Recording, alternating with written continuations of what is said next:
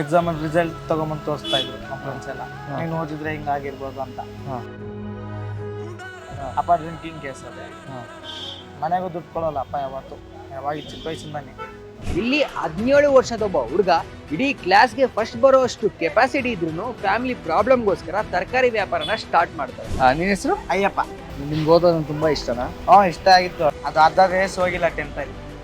ಏನಾಗಿತ್ತು? ಅದೇ ಅಮ್ಮಗೆ ಆಪರೇಷನ್ ಆಗಿತ್ತು, ಅದಕ್ಕೋಸ್ಕರ ಅಮ್ಮಗೆ ಬರೋಕ್ಕಾಗಲ್ಲ, ಅದಕ್ಕೋಸ್ಕರ ನಾನು ಬಂದು ವ್ಯಾಪಾರ ಮಾಡ್ತಾ ಇದ್ದೆ.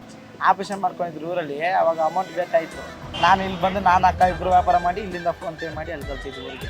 ಇವಾಗ ಒಬ್ಬನೇ ಹೋಗಿ ಐಟಮ್ ತೊಗೊಂಬರ್ತೀನಿ, ಎಲ್ಲ ಐಟಮ್ ಒಬ್ಬನೇ ಕಮ್ಮಿ ಕೈಲಿ ಐಟಮ್ ಹಾಕ್ಸಿ ಅಲ್ಲಿಂದ ಕೂಲಿ ಹೊತ್ತು ತೊಗೊಂಬಂದು ಆಟೋಕ್ಕೆ ತೊಗೊಂಬಂದು ಅಲ್ಲಿ ಇಲ್ಲಿ ಫುಲ್ಲು ನಾನೇ ಜೋಡಿಸ್ತೀನಿ. ಎಷ್ಟು ರೂಪಾಯಿ ತರ್ತೀರ ಒಂದು ಅಂದಾಜು ಅಂದರೆ ಒಂದು 8,000.